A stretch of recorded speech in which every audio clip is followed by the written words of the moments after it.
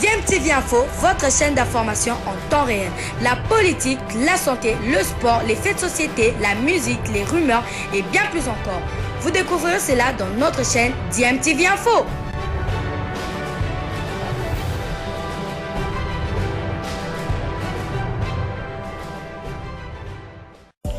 Vous êtes sur DMTV, bonjour ou bonsoir, tout dépend de l'heure à laquelle vous nous suivez. Tout plaisir est pour nous de vous retrouver, mais surtout de savoir que vous êtes nombreux en train de suivre votre chaîne YouTube DMTV. DMTV qui vous propose l'actualité, vous propose également des analyses et des réflexions sur des sujets d'actualité, sur des faits sociaux, tout simplement sur des réalités que nous observons ici chez nous en République démocratique du Congo.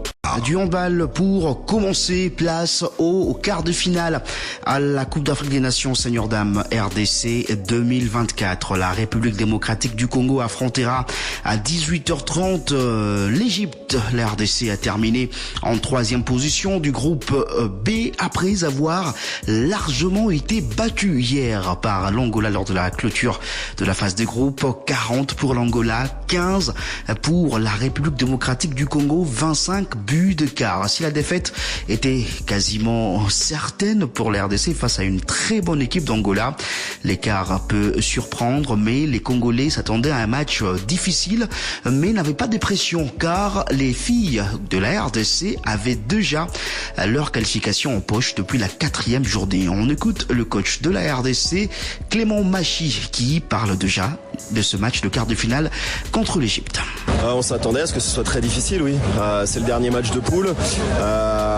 On voulait pas non plus nous mettre en danger par rapport au match de demain. On joue dans quelques heures maintenant, donc voilà. L'objectif c'est surtout le match de demain. On a fait beaucoup tourner aussi l'effectif. On a donné un petit peu de temps de jeu à tout le monde. Donc voilà, l'objectif était déjà atteint déjà lors du 4e match. C'est l'Égypte, si je dis pas de bêtises. Oui, j'ai une idée, oui, bien sûr. Va y avoir un gros match en tout cas. Ouais, je pense qu'on est en capacité de gagner, mais ça sera non sans mal. Mais oui, quoi qu'il arrive, ce sera un gros match dur, c'est évident. La clé, elle va se situer essentiellement en défense. Voilà, on a une bonne capacité à défendre. Bon, si on accepte le match de ce soir, mais on a une bonne capacité à défendre. Je pense qu'on peut leur poser beaucoup de problèmes sur leur attaque placée. Je pense que la clé, elle va se situer ici avec l'état d'esprit qu'il faudra pour gagner ce match. Voilà, c'était là les sélectionneurs de l'équipe nationale de la République démocratique du Congo, Clément Machi. Les quarts de finale vont démarrer dès 11h avec le match entre le Congo-Brazzaville et la Tunisie. Le Congo-Brazzaville a terminé en première position du groupe A et va affronter la Tunisie, 4e du groupe B. À 13h30, le premier du groupe B, l'Angola, sera face à l'Algérie, 4e du groupe A. Et puis à 16h juste, le Sénégal, 3e du groupe A, va affronter le Cameroun, 2e du groupe B. Voilà donc pour ce qui concerne le programme de ces quarts de finale. Hier, en clôture de la phase de groupe, dans le groupe de la RDC, outre la lourde défaite de la RDC devant le Cameroun 15-40, il y a eu la victoire du Cameroun devant la Tunisie 21-20. L'Ouganda est lourdement tombé devant la Guinée 48-22. La République démocratique du Congo termine 3e derrière l'Angola en tête, le Cameroun 2e et puis la Tunisie qui s'est qualifiée en tant que 4e du groupe de la République démocratique du Congo. Dans le groupe A, l'Égypte s'est imposée devant le Cap-Vert sur le score de 27-24. Le Sénégal a été battu par le Congo-Brazzaville. C'était la première défaite du Sénégal qui a remporté 4 victoires avant ce match contre le Congo-Brazzaville. C'est d'ailleurs cette défaite qui a fait en sorte que le Sénégal ne soit pas en tête du groupe A, mais plutôt 3e de son groupe. Et puis l'Algérie s'est imposée devant le Kenya sur le score de 31-12.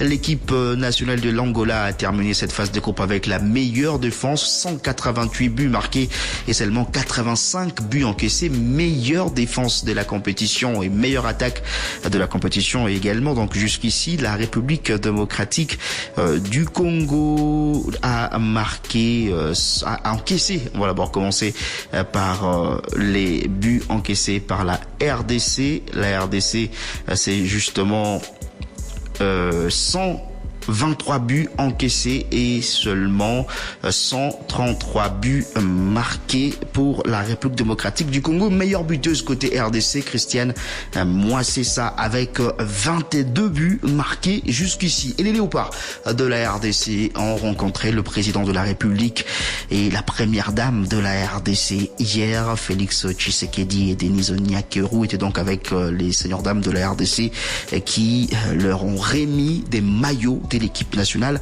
de la République démocratique du Congo. Voilà, je l'ai dit, le président de la République et la première dame ont rencontré les léopards seigneurs dames handball de la RDC. C'était au Stade de Martyrs. Le Stade de Martyrs qui a accueilli hier un match pour la paix.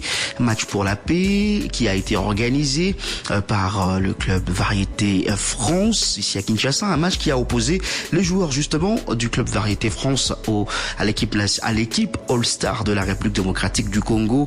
Victoire du club Variété France 3-2. Le président de la République, Félix-Antoine Tshisekedi, a également joué cette rencontre. Il est entré en jeu après les débuts de la rencontre. Il a joué en tant que gardien de but au cours de cette rencontre.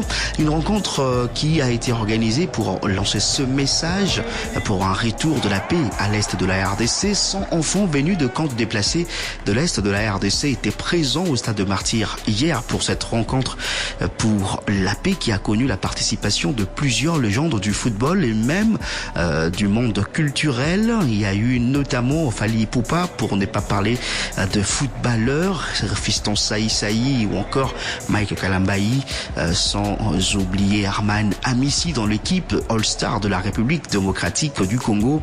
Et parmi les joueurs anciens internationaux venus dans l'équipe de club Variété France, il y a notamment eu El Hadji Diouf, ancien international sénégalais, qui est intervenu dans le plateau spécial de Top Congo FM hier avant la rencontre. Je vous propose de l'écouter.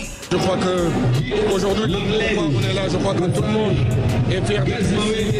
Je crois que c'est pour la prospérité de l'Afrique et c'est pour que tout le monde puisse se pardonner et avancer dans la vie. Quel est le message que vous comptez passer à ce public, surtout à ces enfants de Goma qui n'ont pas eu l'occasion de venir ici et qui souffrent des affres de la guerre? C'est de dire que chaque personne qui est là, il représente beaucoup d'Africains, beaucoup de personnes qui sont à Goma. Et je crois qu'aujourd'hui, ce qu'il faut retenir, c'est que tout le monde a oublié et nous, on est fiers. Quand on vient dans ce pays, on voit que c'est un pays culturellement très riche et que ces gens sont extraordinaires. Le peuple congolais est extraordinaire. Le peuple congolais est extraordinaire. Alors, est-ce que vous pensez que le niveau de tous ces stars appelés ici en RDC pourrait influencer sur le retour de la paix dans l'est de la RDC? Bien sûr, c'est pour ça qu'on est là. C'est pour dire aux gens qu'on doit se donner la main dans la main et travailler pour notre Afrique. Aujourd'hui, on est des porteurs de voix. On a la chance que quand on parle, on est écouté et entendu. Et c'est pour ça qu'on aimerait lancer ce beau message. La peur, quand le Sénégal est qualifié à la Coupe du Monde ou le jour que le Congo sera qualifié à une Coupe du Monde, c'est tout l'Afrique qui supporte. Donc je crois que les Congolais doivent être ensemble, les Africains doivent être ensemble et c'est comme ça qu'on va travailler pour notre Afrique. Voilà, c'était El Hadji Diouf, ancien international sénégalais. Ce match pour la paix était l'une des activités de Kinshasa Solidaire, puisqu'avant la rencontre sportive, il y a eu des ateliers qui se sont tenus, notamment l'atelier sur le journalisme sportif tenu à l'UNICIC. Il y a eu également l'atelier sur le développement du football féminin au Stade Tata Raphaël. Sylvie Meyamouabi était présente au Stade Tata Raphaël pour le compte de Top Congo FM. C'était un partage d'expériences entre anciennes gloires du football. On pouvait reconnaître le Nigérian Taye Kaimo, les Français Bernard Mendy ainsi que la Française Jessica Ouara d'une part et les jeunes filles pratiquantes ou non du football de l'autre part. Pendant 1 heure, des ateliers de tir, contrôle de ballon, passes ont été organisés sous la supervision des membres du staff technique de l'AS Vita Club, conduit par le directeur sportif Franck Torchia, afin de leur permettre de parfaire leur technique. Pour Jessica Ouarou, en tant que femme et ancienne pratiquante du football, c'était un vrai plaisir de pouvoir donner ce qu'elle a reçu et d'aider ces jeunes filles à réaliser leurs rêves. Pour moi, c'est essentiel de revenir sur le terrain, de là où j'ai commencé en fait, tout simplement, de pouvoir transmettre tout ce que j'ai eu la chance d'apprendre moi tout au long de ma carrière. Et c'est à mon tour maintenant moi de transmettre à la nouvelle génération. À mon époque, il n'y en avait pas beaucoup. Et maintenant, je vois beaucoup de filles avec un ballon dans les pieds. En plus, j'avais eu la chance moi avec l'équipe de France de jouer dans la Coupe du Monde, jouer contre le Congo. Et ça a toujours été un merveilleux souvenir. Donc de revenir ici, de voir toutes ces jeunes filles jouer au foot, pour moi, c'est que du bonheur. Ornella Manganga, une des participantes, n'a pas caché sa satisfaction et promet de travailler dur pour atteindre le sommet. Je ne peux pas voir ça difficile parce que moi-même je suis joueuse, mais je ne suis pas encore devenir comme eux. Donc je vais travailler dur pour devenir comme eux. Porteur d'un grand projet avec son club féminin, Amadou Diaby, président de l'AS Vita Club, a remercié les organisateurs pour ces moments de qualité. Et nous avons beaucoup de difficultés et je pense qu'aujourd'hui, avec le projet qu'on est en train de mettre en place, demande le soutien de tout le monde pour permettre à ce que ces jeunes belles dames, belles filles puissent évoluer, aller beaucoup plus en avant encore. Une photo des familles avec plein de sourires a clôturé cet atelier sur le football féminin au stade Tata Raphaël de la Kétule. Voilà, c'était là Sylvie Meyamwabi et les activités de Kinshasa Solidaire vont se clôturer aujourd'hui avec une table ronde sur le développement du football ici en République démocratique du Congo. Bilile le kamalo bana ebele